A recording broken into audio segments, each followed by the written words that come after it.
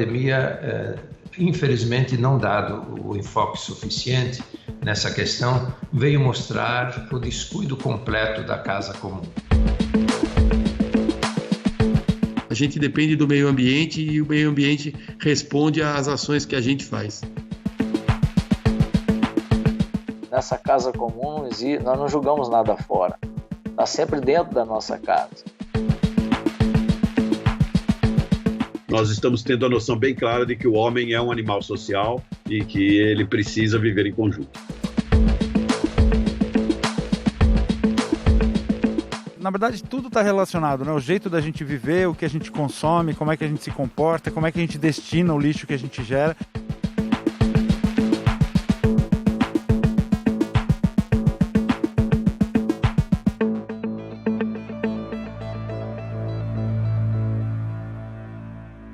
Como é que você cuida do seu corpo?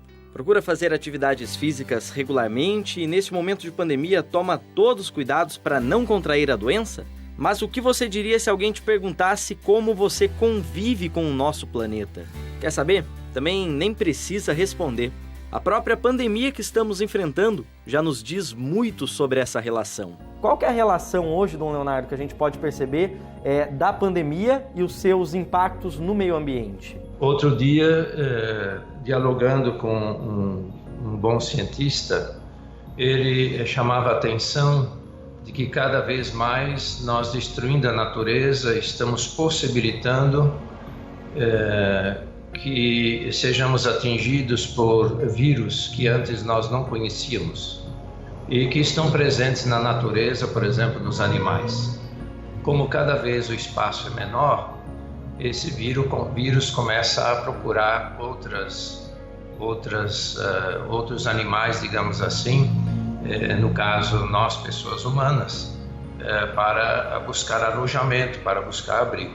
Uma pequena epidemia, ou às vezes uma doença localizada, que a gente chama zoonose, quando passa um micro-organismo do mundo natural para um hospedeiro e depois deixa o hospedeiro para nós humanos, nós temos tido uma a cada 4 meses. Tudo isso são perturbações dos ecossistemas que fazem com que um micro-organismo que está num certo equilíbrio natural, esse micro-organismo ele sai do equilíbrio natural, ele passa para um hospedeiro, pode ser um animal selvagem, um morcego, um roedor, aves, para um inseto e também muitas vezes para animais domésticos, né? O coronavírus, o Covid-19 veio dessa perturbação com o morcego que habita cavernas no interior da China e essas cavernas foram perturbadas com caçadores de morcegos que trouxeram esses morcegos para o ambiente urbano, criaram morcegos para venda como carne. Então esse foi o caminho dessa perturbação. Eu acho que é um momento bem oportuno, apesar de ser uma situação bastante triste para o mundo todo, não? Mas eu acho que é um momento de reflexão, sim, sobre entender a relação do ser humano com a natureza. Há uma série de pesquisadores que defendem a ideia de que essa pandemia começou pelo uso descontrolado e irracional, né, dos recursos naturais, o que geraram essa pandemia. Essa pandemia ela vem nos mostrar que a gente tem hoje, como sociedade, uma relação muito predatória com o meio ambiente, uma relação muito predatória com a natureza, que gera uma série de desequilíbrios. E esses desequilíbrios afetam nossas vidas e a pandemia é um exemplo disso. Então, essa pandemia de Covid, ela é um resultado da degradação, da nossa interferência no meio ambiente. E, infelizmente, se a gente não mudar essa relação, pandemias como essa podem ser mais frequentes no futuro próximo. Uma boa reflexão podemos fazer a partir até de uma frase que nós temos insistido nela. Tudo está interligado nessa casa comum. É a nova consciência da Laudato Si, que aliás celebramos recentemente 5 anos desse texto importantíssimo do Papa Francisco para a nossa igreja e sociedade, quando a gente considera que nós estamos numa casa comum. Então nós não podemos simplesmente querer separar as coisas.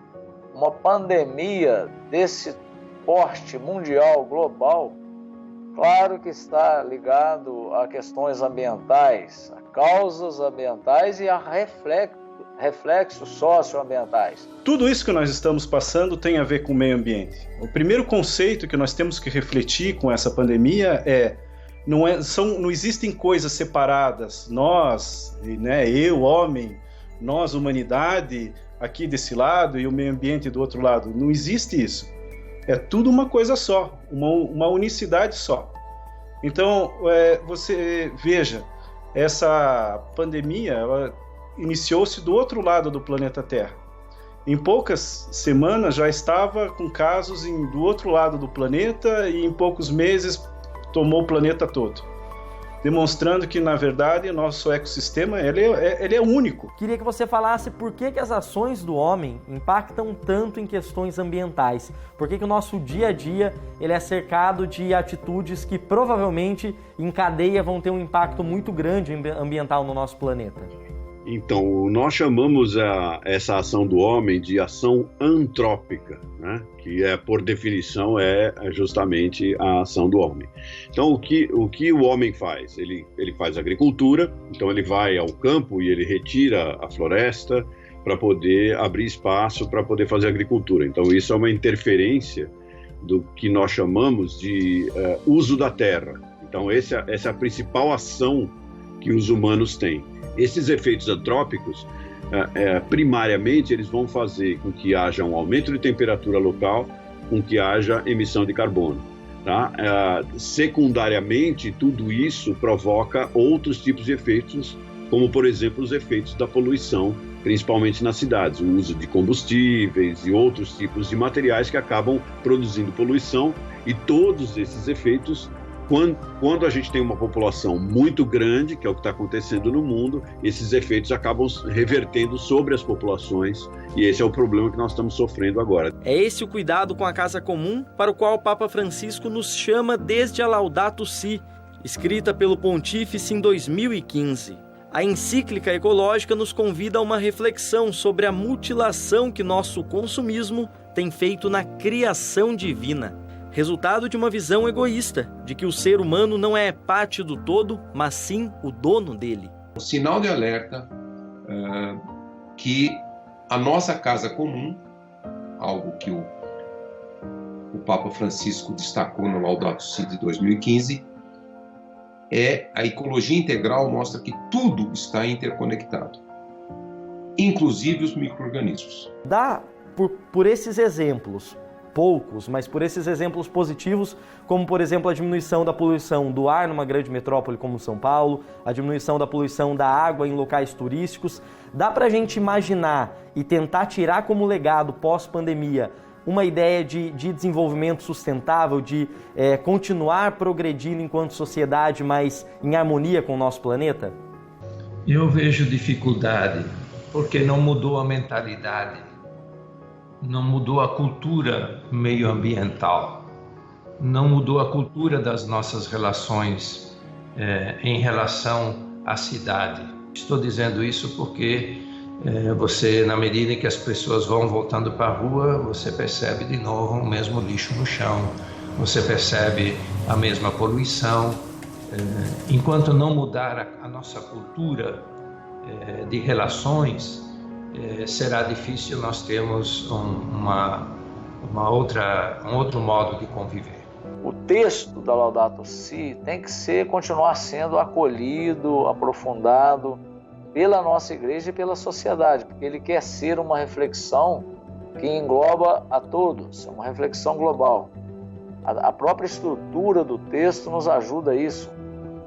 Parte de uma análise da realidade, né, o que está acontecendo com o nosso planeta. Depois nós temos a questão do evangelho da criação, uma reflexão mais teológica. Depois nós vamos falar da ecologia integral, esse processo de conversão ecológica que deve envolver todos os ambientes, educação, catequese, famílias e por fim, com pistas concretas de se fazer esse caminho de conversão ecológica. Agora, me diz aí onde é que isso se perdeu. É que por vezes somos chamados a ouvir sobre essas questões, mesmo que muitas delas não sejam novas. Quem aí não aprendeu quando criança, seja em casa ou na escola, que o lixo se descarta na lixeira? E se isso nos foi ensinado, em que momento que jogamos fora essa consciência? Para nossos especialistas entrevistados, o problema nem está mais na educação ambiental durante a infância, mas sim no sistema consumista que o corrompe na vida adulta. Quem diria? Chegamos a 2020 precisando reciclar a ideia da sustentabilidade. Existe uma expressão, uma palavra muito bonita quando se fala em educação. Não é muito usada não, mas eu tenho encontrado isso em alguns textos. Despertar para. Educar significa despertar para.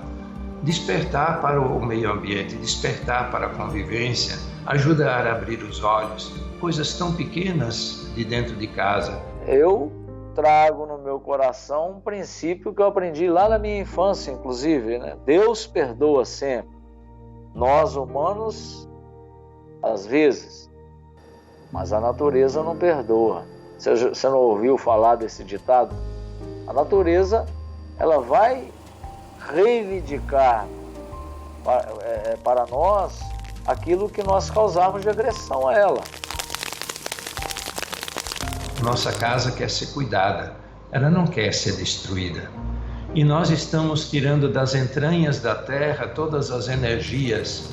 Isso, num determinado momento, essas energias retiradas das entranhas da terra, a própria terra vai sentir falta. A gente está falando do que é visto no mundo todo, mas principalmente aqui no quintal de casa, a Amazônia. Aliás, talvez nem o quintal seja, tendo em vista que a floresta ocupa mais da metade de todo o território nacional. Seria mais coerente então dizer que ela é propriamente a nossa casa. E temos negligenciado os cuidados com ela faz tempo. Como tem sido o trabalho de vocês? Quais têm sido também os principais desafios do Greenpeace nessa atuação na região amazônica hoje? Então o Greenpeace vem atuando historicamente pelo fim do desmatamento na região da Amazônia. Então, esse pedido de desmatamento zero é algo que a gente já carrega há muitos anos e chegamos até que perto. Em 2012, as taxas de desmatamento, elas tiveram aí o seu menor registro de todos os tempos. No entanto, agora teve uma retomada. Então, o Greenpeace, ele continua investigando e expondo o que vem acontecendo na Amazônia. Então, nós frequentemente lançamos estudos de caso mostrando como são as dinâmicas que destroem a floresta. Estima-se que só nas últimas 3 décadas já tenhamos derrubado quase 1/5 da área nativa da floresta, local de plantas que talvez jamais serão conhecidas, espécies que inclusive poderiam ser a cura de futuras doenças. E as estatísticas não param, tá? Só em junho deste ano a região já registrou seu maior número de queimadas para o mês desde 2007. Fatos que internacionalizaram a discussão de como preservar aquela região, inclusive com a participação da igreja, principalmente a partir do Sínodo dos Bispos para a região panamazônica, realizada em outubro do ano passado e geradora da exortação Querida Amazônia, onde o Santo Padre nos convoca a agir contra a devastação socioambiental na floresta. Nós somos parte da natureza, tudo está interligado. Principalmente com o Sínodo da Amazônia, se tratando disso, nós somos igrejas em saída. Esse olhar convertido, esse olhar sensível, como a terra parte de nós. Eu penso que a Laudato Si e também o texto Querida Amazônia abrem perspectiva para um cuidado maior. E temos visto, por exemplo, que todo esse elemento das nossas cidades, eu vi aqui em Manaus saindo às vezes para caminhar na rua de máscara, como por exemplo a cidade ela estava mais limpa, não havia muito lixo jogado nas ruas, a cidade era mais limpa. Por quê? Porque as pessoas estavam mais dentro de casa. Essa é uma causa global, precisa ser uma luta mesmo, onde a gente tem que aceitar a participação de outros líderes, outros países para contribuir nessa luta e nessa conscientização? Sim, a luta pela conservação da Amazônia é uma causa local, regional e global. porque a Amazônia ela é fundamental para o equilíbrio da terra como um todo. Então tem a questão das chuvas que irrigam boa parte do país, mas a Amazônia também é fundamental no equilíbrio do clima mundial. A sua biodiversidade também é importante nesse equilíbrio. Então sim, a Amazônia é algo que as pessoas, os brasileiros têm que se preocupar, é um patrimônio dos brasileiros, mas é algo que as pessoas que estão ao redor do mundo também devem se preocupar, porque afinal a Amazônia conservada protege todos nós. Então nós estamos vendo aí que a destruição ela está claramente aumentando na Amazônia e isso é muito preocupante. Se nós observarmos o caminho que a sociedade deveria estar seguindo e do outro lado o caminho que o Brasil está seguindo. Nós estamos oferecendo cursos no momento online sobre a Laudato Si. E estamos começando a organizar o debate sobre Querida Amazônia, para podermos levar para as nossas comunidades, todas as comunidades precisam conhecer esses textos e a partir das comunidades começarmos a ver ações concretas de como cuidar não apenas do meio ambiente. A Querida Amazônia tem a ver também com o modo de ser igreja e queremos levar isso para as comunidades, para que as comunidades estejam atentas, para que as comunidades participem, porque é a partir da comunidade que pode haver alguma transformação e pode vir alguma luz maior para a nossa convivência e o nosso modo de ser igreja. Não sei se todos sabem, mas boa parte das chuvas que irrigam a região centro-sul do Brasil, onde tem vastas plantações, elas vêm da Amazônia. No entanto, ao continuar desmatando essa floresta, nós perdemos esse importante serviço que é gratuito para toda a sociedade. É claro que não podemos relativizar a morte de centenas de milhares de pessoas infectadas pela Covid-19 ao redor do mundo. Mas talvez tenha sido esse o sinal do mundo para nós, de que é necessário e possível parar, respirar e repensar as nossas ações. A pandemia, infelizmente, não dado o enfoque suficiente nessa questão, veio mostrar o descuido completo da casa comum. Por que não? Aí você que tem um pouco mais de conhecimento e desejo nessa área, junta com a sua comunidade e umas 3 pessoas para começar a refletir sobre esse tema. Isso é muito importante, você não precisa de ter uma autoridade para chegar e começar a fazer com você. Cada vez que uma crise dessas ocorre, a gente vê uma queda na emissão de gás carbônico e uma queda na produção da indústria, mas isso depois de alguns anos retorna ao mesmo nível que estava antes e a curva continua crescendo como sempre. Nós estamos tendo uma demonstração de como o ambiente pode ser melhor e como as nossas atividades, industriais, econômicas, etc., afetam o ambiente. Acho que isso vai dar uma medida muito clara para várias pessoas no mundo, várias populações no mundo, para valorizarem isso. Acho que um ponto importante a nós pensarmos é que as pessoas, em geral, elas vivem no automático. Né? Casa, trabalho, casa, e daí, quando pensa, não, é o dia de se divertir, vão lá, pizza toda sexta-feira, sempre no automático, estabelece uma rotina de vida e nunca para pensar, poxa, eu podia fazer isso diferente. Esse isolamento que nos foi imposto pela pandemia, essa necessidade de ficar em casa, ela está criando uma possibilidade de a gente repensar o jeito de viver, repensar o consumo, o que realmente é necessário para a gente, quanta coisa a gente está deixando de consumir ou de gastar e que a gente pode agora pensar que, pô, será que eu precisava mesmo gastar isso antes? Por que eu estava gastando se agora eu não estou precisando? Então a gente tem que repensar o consumo, que é um dos grandes problemas. O consumo está diretamente relacionado ao meio ambiente. Quanto mais a gente consome, mais recursos naturais são utilizados e mais impacto a gente causa para a natureza. A Mãe Terra nos fala, para. Ela parou, todo mundo parou a observar o céu. A natureza volta assim. A natureza não precisa da gente, mas a gente precisa da natureza.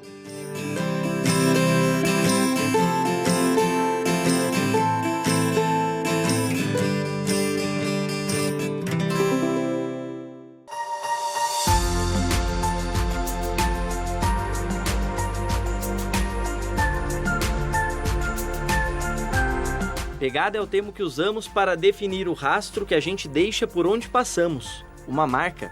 E aí, quando falamos de pegada ecológica, nos referimos ao impacto que as ações de cada pessoa deixarão no planeta Terra para as próximas gerações.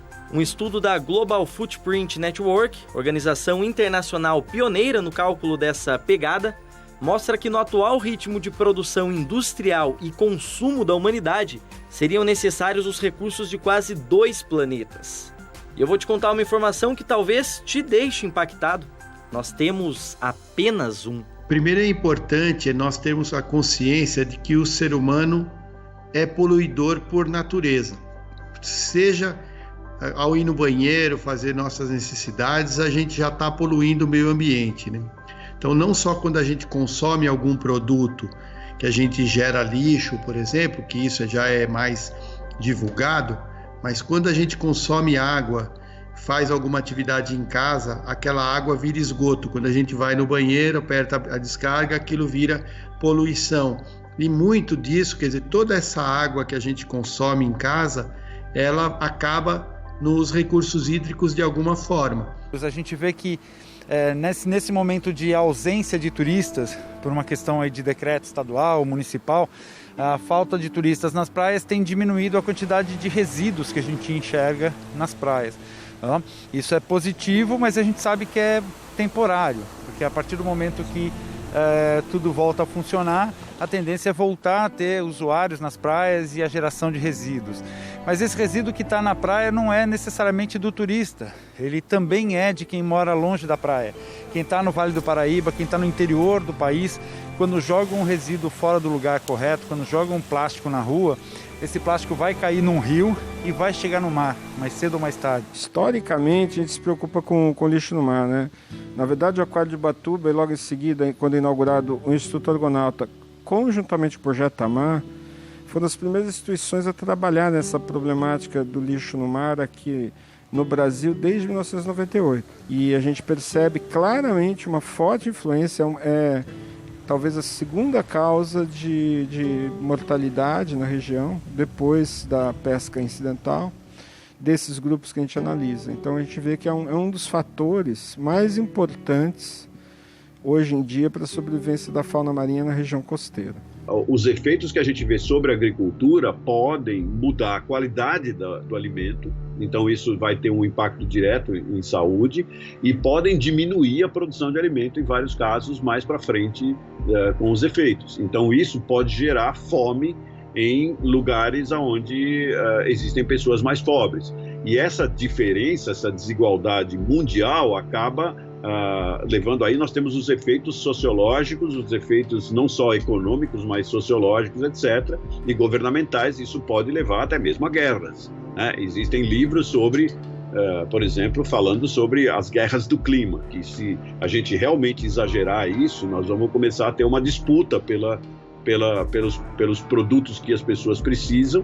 Isso causa destruição na indústria. Então os efeitos são sistêmicos. A gente percebe que, no geral, né, na cultura ocidental, o homem ele tem um entendimento de exploração sem medir consequências, né? A vida tradicional, não só dos indígenas, mas de outros povos tradicionais, ela não tem essa perspectiva, né? É uma vida que, mesmo você tendo acesso a tecnologias, né, você não perde o respeito com a natureza, não perde o respeito com o equilíbrio e a preservação dos rios. E isso é eu diria assim, é um confronto à nossa realidade tradicional de viver, né? A gente tenta conciliar de forma harmônica, ou quase que harmônica, de forma que seja os impactos, né, na nossa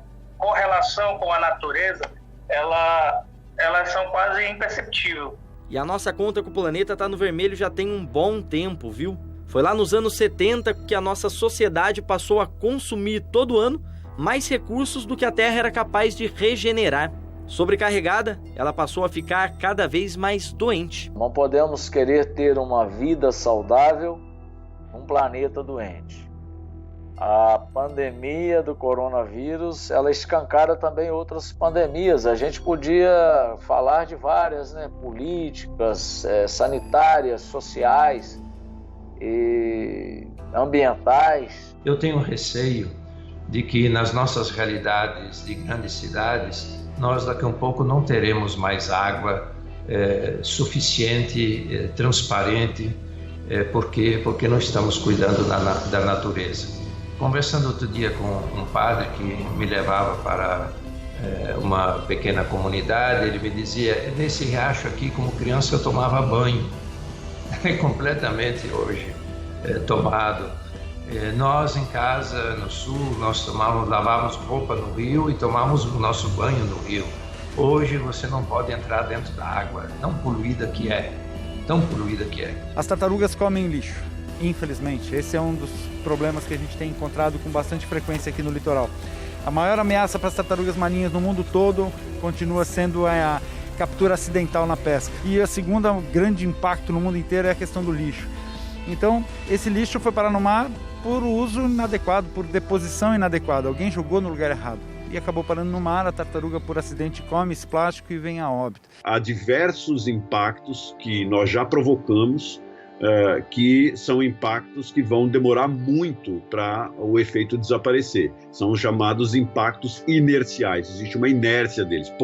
Um exemplo é o nível do mar. O aumento no nível do mar, o mar é tão grande e tão difícil, nós não temos tecnologias para manipular. A gente acha que todos esses efeitos que estão ocorrendo sobre o mar, que elevam o seu nível e causam perda de diversidade, vão perdurar, no mínimo, se nós tomarmos ações agora, para que o efeito pare só lá depois de 2100. Com a escalada na emissão de carbono década após década, o tão popular e controverso aquecimento global ganhou força e passou a interferir diariamente na vida das populações, principalmente daquelas que moram no litoral. Eu trabalhei no painel intergovernamental das mudanças climáticas. Nós escrevemos um livro juntos, que é um livro sobre o que poderia acontecer com o mundo quando o mundo passar de 1,5 graus a mais de temperatura em média. Projeções matemáticas que nós temos indicam que a gente vai passar de 1,5 graus aí por volta entre 2030 e 2050, dependendo do que nós fizermos. Esses ciclos eles são fortemente impactados pela atividade humana a partir do momento que entramos numa era industrial, né? E isso tende a se agravar cada vez mais. Cada vez mais a nossa população cresce, cada vez mais nós produzimos fontes de calor, né? Aquecimento global não é só as fábricas, são os milhões de carros que existem por aí, são os milhões de aparelhos de aquecimento. Sempre que você interfere de maneira decisiva num ciclo natural, você desregula o que estava em equilíbrio e causa desequilíbrios. Não há nenhuma dúvida em ciência que o aquecimento global, que nós estamos experimentando por muitas décadas, talvez desde a década de 60, ele é principalmente por nossa responsabilidade. As tartarugas marinhas, elas têm dentro do seu ciclo de vida, tem uma curiosidade, que é a questão da definição do sexo dos filhotes, que muita gente conhece, né? Quem tem a oportunidade de visitar alta mar já ouviu essa história e já conhece, que o sexo dos filhotes é definido pela temperatura de incubação. A fêmea deixa os ovos na praia e os filhotes vão nascer machos ou fêmea de acordo com a temperatura da areia na praia. Na medida que a gente tem mudanças climáticas interferindo nesse processo, a gente pode causar um desequilíbrio do nascimento de machos e fêmeas e pode impactar a médio e longo prazo aí as populações. E a gente não sabe como isso vai impactar. A gente está num momento muito sério nesse sentido, né? Em relação ao ambiente marinho, a preocupação é enorme. A gente vê inúmeros ecossistemas ameaçados, os recifes de coral, inclusive, né? Tem perdido boa parte da sua biodiversidade em função do aquecimento, a mudança na distribuição de espécies, né? Algumas espécies que não estão conseguindo sobreviver com o aumento da temperatura já. As espécies vivas de plantas e animais, muitas, talvez 50%, possam desaparecer até o século 22 se nós não controlarmos as mudanças climáticas. Um passeio no calçadão à beira da praia, sentindo essa brisa que vem do mar. Um privilégio que os moradores das quase 300 cidades litorâneas brasileiras têm quase todos os dias. Só que essa realidade pode mudar e muito se continuarmos com o nosso comportamento predatório com o planeta. A expectativa é que até o fim desse século, no atual cenário de aquecimento da Terra, o nível dos mares suba em 1 metro. Aí o que era para ser uma caminhada tranquila vai se tornar numa experiência um pouco incômoda, viu? Assim, ó, com a água batendo no pé. Bem, de cara a gente já pode afirmar que as populações, né, que residem à beira do mar vão ter que se realocar e se reajustar, porque a gente percebe com o aumento do aquecimento e com a provável e já mensurável elevação do nível do mar e ainda dos fenômenos meteorológicos, a gente já percebe um grande impacto de erosão costeira, de perda de hábitats e inclusive de locais de moradia. Se a gente não botar em prática, por exemplo, nada do que essa agenda propõe dentro desse prazo, dentro desse período, que impactos a nossa geração já pode começar a sentir nas próximas décadas? O impacto principal vai ser nos países e nos grupos de pessoas mais pobres, primeiro. Mas haverá impacto em tudo. Se nós não fizermos nada, nós vamos ter múltiplos efeitos. Por exemplo, o efeito do nível do mar, que eu coloquei até agora. Conforme o nível do mar sobe, ele vai destruindo a orla, vai destruindo a costa, vai destruindo as cidades costeiras. E nós temos, pelo menos metade das cidades do mundo estão até 150 quilômetros da costa. Aquelas que estão encostadas na costa vão ter destruição, e essa destruição, você vai precisar pegar aquelas pessoas, mover aquelas pessoas para outro lugar. Imagina a cidade de Santos, por exemplo, né? Isso demonstra o quanto nós, enquanto humanidade, não estamos coesos ainda, o quanto nós não fazemos a informação importante chegar a todos os cantos.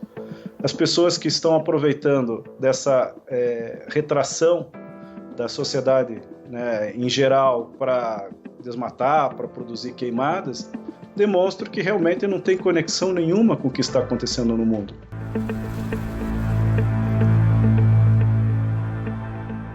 Reflexos também da ganância humana, que troca vidas pelo dinheiro.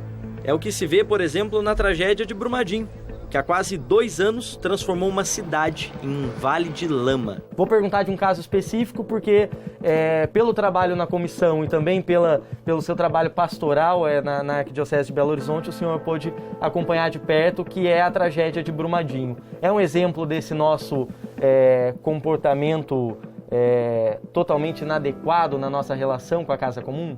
É claro, a gente chama...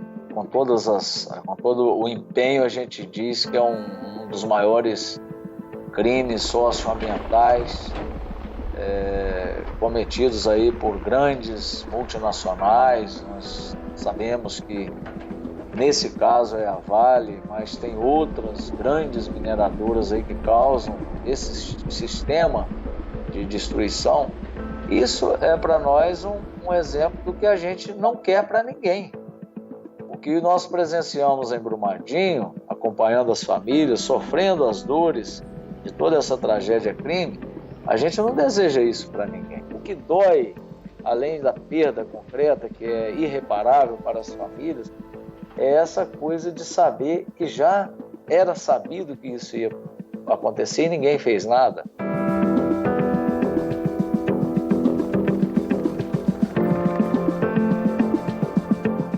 Tá vendo como tudo está conectado? Se resolvermos o problema do consumismo exagerado, podemos também eliminar os enormes abismos sociais que existem no país e que, claro, também interferem e muito nas questões ambientais. A pandemia colocou assim a olhos vistos essa gritante dicotomia entre o ser cidadão e entre o descuido do Estado em relação aos seus cidadãos.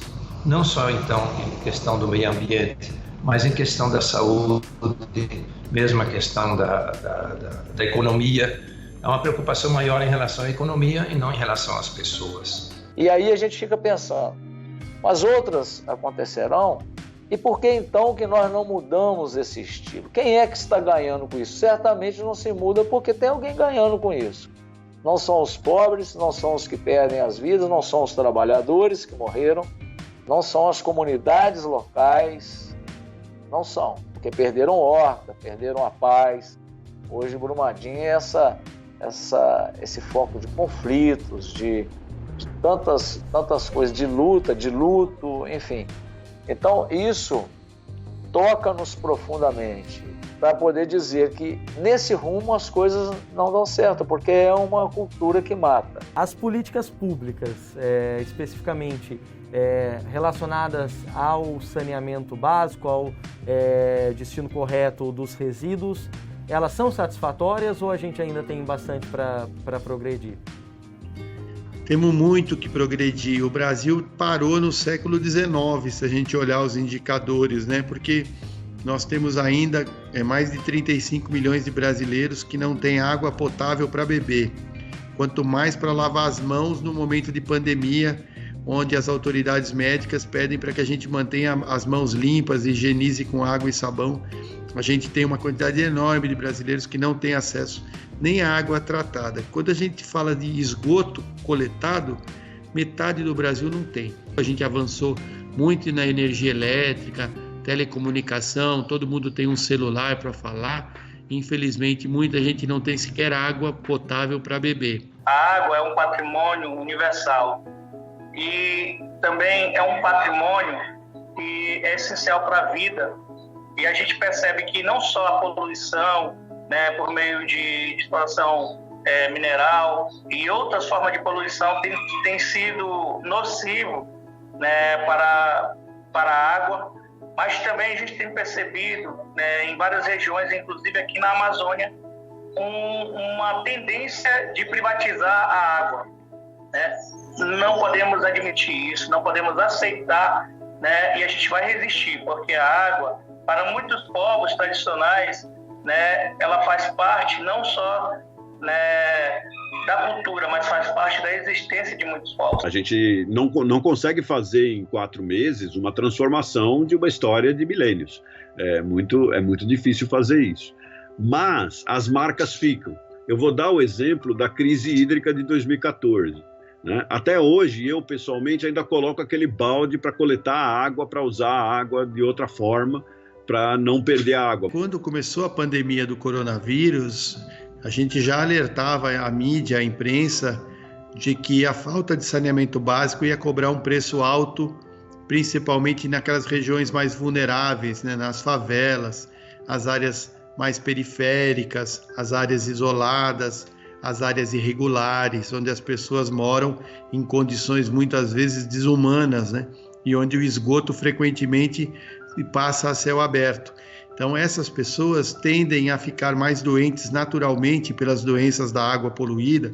Porque o que temos hoje é um modelo em que poucos se beneficiam dos recursos naturais, ganham muito dinheiro e muitos se sentem prejudicados. Então, na Amazônia, por exemplo, quantas comunidades ribeirinhas, tradicionais, agricultores familiares não se encontram numa situação de disputa por terra, ou então não têm oportunidade, não conseguem ter acesso aos recursos. A pandemia, ela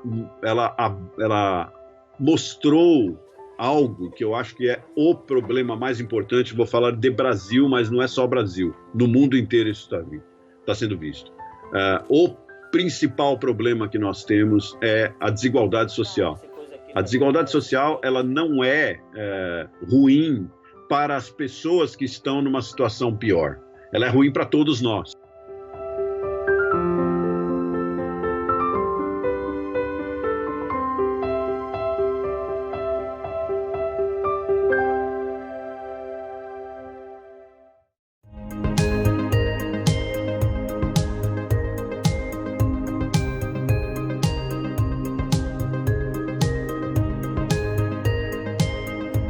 O tempo passa rápido, cobra nossas atitudes, mas ainda nos dá uma chance. Por isso é importantíssimo conhecermos primeiramente nossas espécies e biomas, antes de cobrarmos as devidas políticas públicas para cada um deles. É o que fazem pesquisadores de todo o país em diferentes regiões, das mais ensolaradas até no continente gelado. Um efeito curioso, um efeito que nós estamos discutindo na área de meio ambiente é que esse apagão de movimento, ele possibilitou que a poluição caísse drasticamente. Isso foi mostrado várias vezes nas cidades. Então nós pudemos ver as pessoas puderam apreciar e estão ainda apreciando o que é viver sem a poluição. Certo? Você consegue ver as estrelas, você não tem mais tanta sujeira dentro do nariz, você não tem mais tanto ruído na cidade. O ruído no mar caiu. E agora eles vão poder avaliar o que acontece com a biodiversidade marinha quando o som diminui. Porque existem casos, por exemplo, de baleias, por exemplo, que acabaram encontrando locais mais silenciosos para elas poderem se comunicar. Eu trabalho já há muitos anos com a ecologia de agentes infecciosos que circulam em animais silvestres e nas pessoas, que são as zoonoses. A nossa pesquisa a Antártica, ela é exatamente nessa linha. Né? Entender um continente que ele já teve ligado à América do Sul há alguns milhões de anos atrás, né? A Austrália e tudo isso, e que hoje é um ambiente congelado, hoje é um ambiente completamente diferente do que ele foi nesse período, e que, portanto, ele guarda essa história, ele guarda testemunhos de tempos que nós não conhecemos, né? E que esse ambiente hoje ele é vulnerável a todas essas mudanças, né, que a humanidade imprime sobre ele. Então, essas mudanças climáticas que, né, a ciência já vem falando, né, há bastante tempo, ela tem impactos muito importantes sobre a Antártica. A Antártica, ela é um continente que tem um papel fundamental na regulação do clima na Terra. Em contrapartida, precisamos exigir do poder público duas questões: o cumprimento dos acordos internacionais, como os acompanhados pelo Programa das Nações Unidas para o Meio Ambiente, o PNUMA, e também a implantação de legislações internas que coíbam as ações contrárias a esses compromissos. Muitas dessas infraestruturas têm domínio de uma empresa pública ou privada que faz o serviço e que deveria coletar essa água suja, tratar para poder devolver a água para a natureza, assim como coletar o lixo e dispor corretamente no lugar adequado. Na verdade, tudo está relacionado, né? O jeito da gente viver, o que a gente consome, como é que a gente se comporta, como é que a gente destina o lixo que a gente gera. O pós-pandemia não pode olhar para trás. Ele tem que falar como atender às necessidades de energia, de segurança alimentar, segurança hídrica, sem voltar ao mundo pré-2020, pré-Covid. O que nos leva à Antártica é justamente compreender que agentes patogênicos existem na Antártica, nos seus animais, no solo, na água, né? Que com essas mudanças climáticas, eles podem chegar até o Brasil. O que é que falta ainda, Hassan, para isso emplacar de vez, para a gente começar a ver o uso dessas fontes de energias como uma tendência mesmo e não mais apenas como um diferencial futurista? Essa mudança de pensamento que envolve uma mudança na matriz energética que nós temos, na forma de tratar, ela depende de uma grande engenharia social que parte de forças políticas e parte de forças econômicas também. Você veja, ter um painel solar na tua casa não vai causar praticamente impacto no ambiente, um impacto desprezível, né? Já é uma cidade, já tem um telhado ali. Então, comparativamente com você ter que construir uma hidrelétrica, por exemplo, que você vai alagar um espaço de terras cultiváveis, vai afogar uma floresta, vai ter que fazer movimentação de animais silvestres, parece muito mais inteligente você ter uma geração distribuída em todos os domicílios, né? Hoje não existe mais nenhum grande risco tecnológico ou econômico, porque as energias renováveis, como solar e eólica, por exemplo, são mais baratas do que energias vindas da queima de combustíveis fósseis ou nuclear. Essa coisa de a gente pensar que pode liberar para explorar a natureza de qualquer jeito, a Amazônia, o desmatamento, as queimadas, um extrativismo que não segue normas, não obedece leis. É possível ainda a gente acreditar num desenvolvimento sustentável e num convívio mesmo da nossa espécie em harmonia com o resto do nosso planeta? Sim, nós acreditamos. Então, nós já fizemos um levantamento das tecnologias disponíveis e do que precisa ser feito. Então, nós temos um conjunto de estratégias que o mundo conseguiria, sim, se dirigir para uma situação mais sustentável. Para isso, é preciso que os governos entendam o que precisa ser feito, que tomem ações e, ao mesmo tempo, que as populações também exijam desses governos que eles tomem essas ações para que a gente consiga dirigir o mundo para isso. Os modelos econômicos, eles precisam, de fato, ser projetados de maneira que a gente fique dentro dos limites ecológicos do planeta. E quando eu digo limites ecológicos, é parar de desmatar. Então, nenhuma produção precisa ser feita às custas de desmatamento, parar de colocar a biodiversidade em risco, reduzir as emissões de gases do efeito estufa. Então, de fato, é preciso uma reorientação dos modelos econômicos para que a gente consiga estar dentro desses limites. A gente percebe que muitos atos do governo brasileiro, ele vai na contramão de um desenvolvimento equilibrado, de um desenvolvimento de uma economia verde, de um desenvolvimento de uma alimentação saudável, quando se incentiva o uso de agrotóxicos, quando se incentiva a mineração e outras práticas que vêm poluindo a água, que vêm poluindo o solo, que vêm poluindo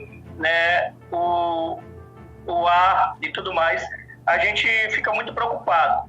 É notório que não é exclusivamente do ano de 2020, mas assim, desde 2017, as ações de invasões e de exploração madeireira, de expansão do latifúndio, do loteamento das terras públicas, isso tem um certo, eu diria assim, um certo afrouxamento da fiscalização. Eu só imagino que essas pessoas não entendem nada de desenvolvimento, porque quando se explora de forma desenfreada e de forma criminosa, não se desenvolve nada. Por isso é tão importante a criação de áreas de proteção ambiental neste contexto. É o que acontece, por exemplo, aqui no Parque Estadual da Serra do Mar, que compreende boa parte da Mata Atlântica no estado de São Paulo.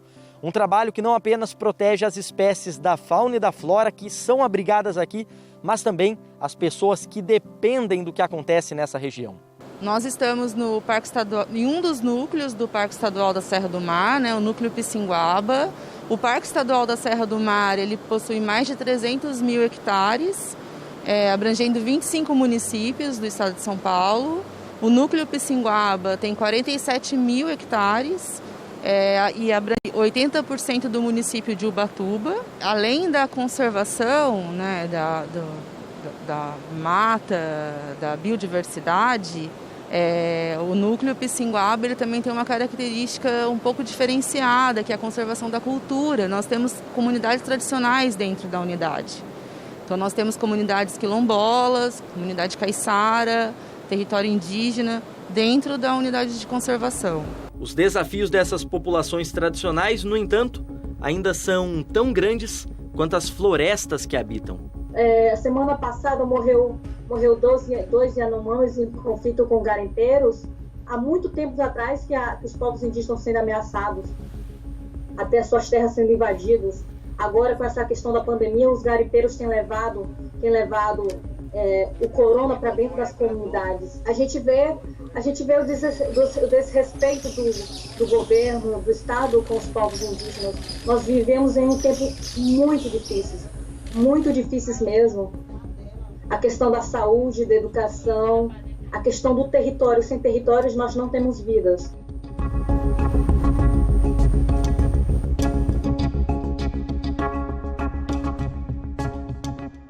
Nós não temos necessidade de expandir, de desmatar a Amazônia, de desmatar o Cerrado. A agricultura na América do Norte, na Europa, no Japão, na China, está diminuindo de área e aumentando muito a produção. Então, é ciência e tecnologia de aumentar a produção e não de expandir a agricultura. O meio ambiente, ele não é uma questão de pessoas que estão mais à esquerda, ou centro, ou à direita. O meio ambiente é uma questão de todos. Então, é muito complicado quando existe essa polarização e olha-se para meio ambiente, educação, ciência, como algo que tem um viés político.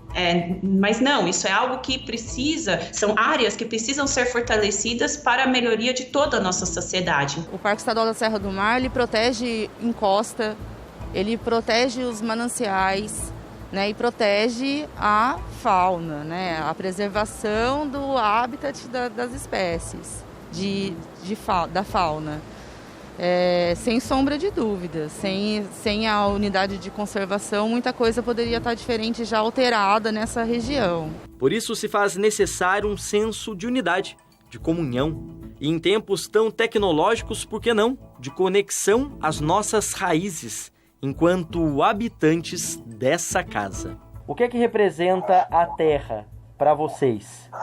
É uma pergunta curta, mas de um significado muito amplo, né? Eu diria que, assim, eu já vi tantos comentários maldosos e muitas das vezes cruéis, né? E a Terra, ela simboliza, né? Vamos comparar com uma mãe, né? Que tem o seu filho e essa mãe, ela tenta garantir de todas as formas e suprir todas as necessidades do seu filho. Então a Terra, ela é como se fosse uma mãe. Nós somos o meio ambiente, né? Nós não fazemos parte, nós somos o meio ambiente. Todos nós.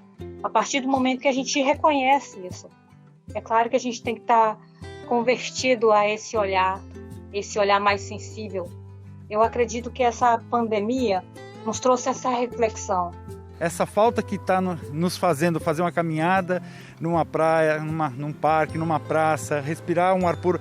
A dificuldade que a gente tem agora de respirar pela obrigação de usar uma máscara, é tão bom respirar o ar puro. Quais são esses passos básicos, Dom Leonardo, para a gente conseguir conviver em harmonia? Esse cuidado das pequenas coisas, das plantas, eu posso cuidar das plantas em casa. Então, cuidar das plantas em casa, o modo do uso da água, o modo não esbanjador do uso da água, mas também a questão que deveria ser introduzida com certa urgência, por exemplo, que é o lixo, selecionar o lixo. Esse recolhimento do lixo diversificado, isso nos ajudaria demais. Nós estamos, por exemplo, nas nossas cidades ainda, infelizmente, amontoando o lixo. Aquilo que o Papa Francisco, na Laudato Si, chama de conversão. Uma conversão ecológica. Mas se trata de conversão de relações. Que tipo de cuidados que eu tenho? Eu tenho uma relação com o meio ambiente de coisa, eu tenho um relacionamento de ser humano com criaturas, com seres. Francisco de Assis a chamava de irmãs. Quero pensar também que tomara Deus que nós tenhamos juízo para atravessar essa pandemia, não pensando em voltar ao normal, mas de construir uma cultura nova. Porque do jeito que a gente está indo, não dá mais. Nosso planeta não nos aguenta.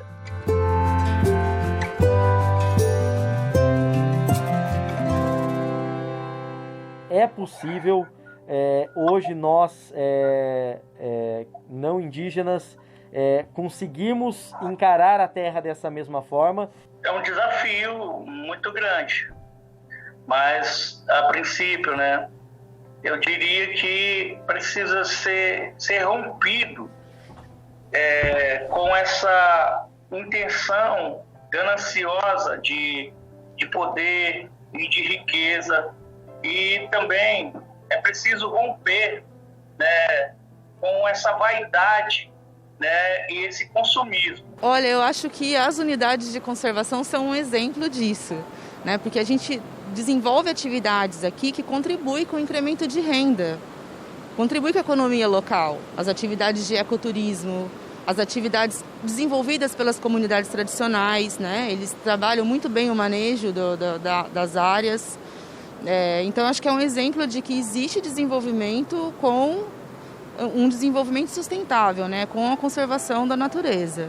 Nós podemos ser extintos por nossa própria falta de entendimento do que é esse ecossistema global onde tudo está conectado. Então, a forma mais simples de vida, que é um vírus, que é como a vida se iniciou praticamente há 4 bilhões de anos atrás, hoje ameaça a espécie que teoricamente é mais evoluída, que é o ser humano.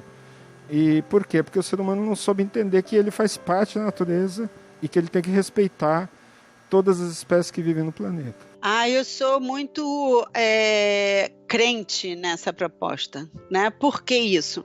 Primeiro porque nós temos muito boas experiências, mostrando o quanto é possível acomodar qualidade de vida, né, e respeito às diversas formas de vida. A natureza tem uma capacidade muito grande